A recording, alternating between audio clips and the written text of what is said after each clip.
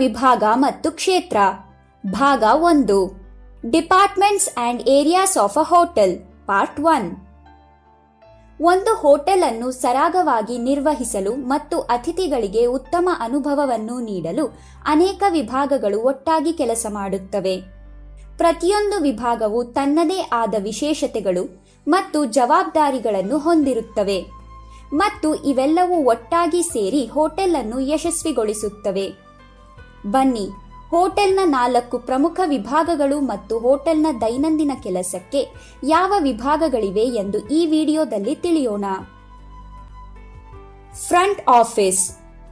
ಹೋಟೆಲ್ನ front office ವಿಭಾಗವು ಅತಿಥಿಗಳನ್ನು ಸ್ವಾಗತಿಸಲು, ಚೆಕ್ ಇನ್ ಅಥವಾ ಚೆಕ್ ಔಟ್ ಮತ್ತು ಮಾಹಿತಿಯನ್ನು ಒದಗಿಸುವ ಕೇಂದ್ರವಾಗಿರುತ್ತದೆ.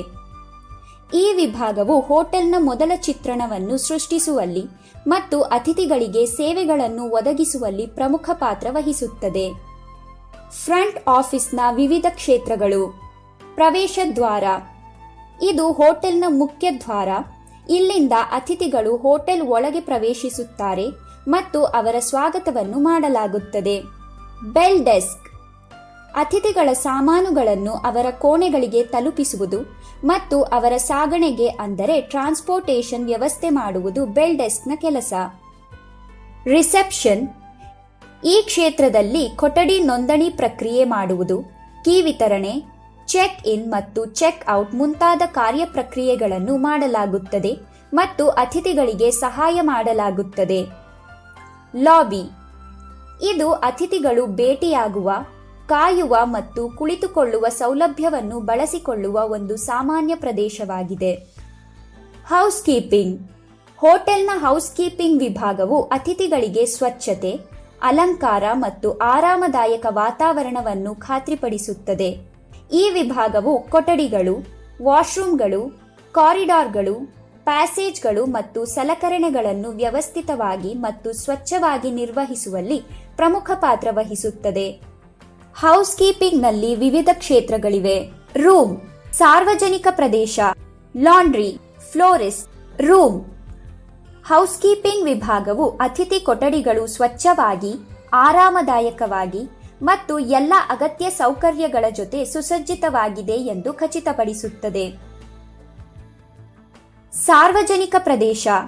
ಹೌಸ್ ಕೀಪಿಂಗ್ ವಿಭಾಗವು ಹೋಟೆಲ್ನ ಲಾಬಿ, ಕಾರಿಡಾರ್ ಮತ್ತು ಇತರ ಪ್ರದೇಶಗಳ ಸ್ವಚ್ಛತೆ ಮತ್ತು ವ್ಯವಸ್ಥೆಯನ್ನು ನಿರ್ವಹಿಸುತ್ತದೆ. ಲಾಂಡ್ರಿ. ಲಾಂಡ್ರಿಯಲ್ಲಿ ಅತಿಥಿಗಳ ಬಟ್ಟೆಗಳು ಮತ್ತು ಹೋಟೆಲ್ ಲೆನಿನ್ಗಳನ್ನು ತೊಳೆಯುವ, ಒಣಗಿಸುವ ಮತ್ತು ಇಸ್ತ್ರಿ ಮಾಡುವ ಕೆಲಸವನ್ನು ಮಾಡಲಾಗುತ್ತದೆ. ಫ್ಲೋರಿಸ್ಟ್. ಫ್ಲೋರಿಸ್ಟ್ ವಿಭಾಗವು ಹೋಟೆಲ್ನಲ್ಲಿ ಹೂದಾನಿಗಳು, ಹೂವುಗಳು, ಎಲೆಗಳು ಇತ್ಯಾದಿಗಳನ್ನು ವ್ಯವಸ್ಥೆಗೊಳಿಸುತ್ತದೆ ಮತ್ತು ನೋಡಿಕೊಳ್ಳುತ್ತದೆ. ಆಹಾರ ಮತ್ತು ಪಾನೀಯ ಸೇವೆ. Food and beverage service. ಹೋಟೆಲ್ನ ಫುಡ್ ಅಂಡ್ ಬೆವರೇಜ್ ಸರ್ವಿಸ್ ವಿಭಾಗವು ಅತಿಥಿಗಳಿಗೆ ಆಹಾರ ಮತ್ತು ಪಾನೀಯ ಸೇವೆಗಳನ್ನು ಒದಗಿಸುತ್ತದೆ.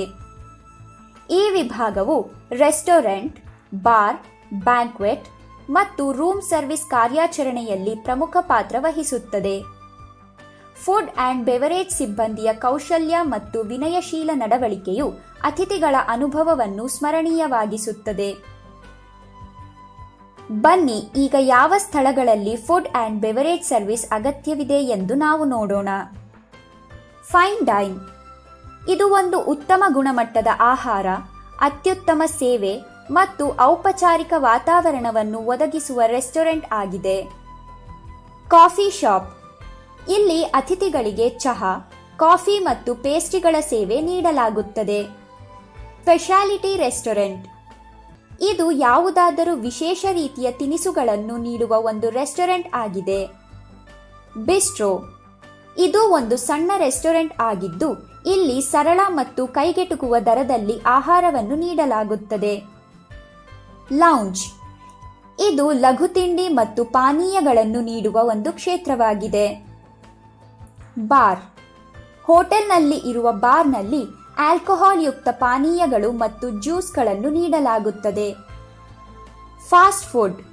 ಇದು ಒಂದು ಬಗೆಯ ರೆಸ್ಟೋರೆಂಟ್ ಆಗಿದ್ದು ಇಲ್ಲಿ ಫಾಸ್ಟ್ ಫುಡ್ ಭಕ್ಷ್ಯಗಳನ್ನು ಒದಗಿಸಲಾಗುತ್ತದೆ ಮತ್ತು ಸೀಮಿತವಾದ ಟೇಬಲ್ ಸೇವೆಯನ್ನು ಒದಗಿಸಲಾಗುತ್ತದೆ. Take away. ಇಲ್ಲಿ ತಯಾರಿಸಿದ ಆಹಾರವನ್ನು ಪ್ಯಾಕ್ ಮಾಡಿ ಮನೆಗೆ ಅಥವಾ ಬೇರೆ ಸ್ಥಳಕ್ಕೆ ತೆಗೆದುಕೊಂಡು ಹೋಗಬಹುದಾದ ಮತ್ತು ತಿನ್ನಬಹುದಾದ ಒಂದು ರೆಸ್ಟೋರೆಂಟ್ ಆಗಿದೆ. ಈ ವಿಡಿಯೋದಲ್ಲಿ ನಾವು ಫ್ರಂಟ್ ಆಫೀಸ್, ಹೌಸ್ ಕೀಪಿಂಗ್ ಮತ್ತು ಫುಡ್ ಆ್ಯಂಡ್ ಬೆವರೇಜ್ ಸರ್ವಿಸ್ ವಿಭಾಗಗಳ ಬಗ್ಗೆ ತಿಳಿದುಕೊಂಡೆವು. ಈಗ ಇವುಗಳ ಮುಂದಿನ ವಿಭಾಗಗಳ ಬಗ್ಗೆ ತಿಳಿದುಕೊಳ್ಳಲು ಬನ್ನಿ ನೋಡೋಣ ಈ ವಿಡಿಯೋದ ಭಾಗ 2.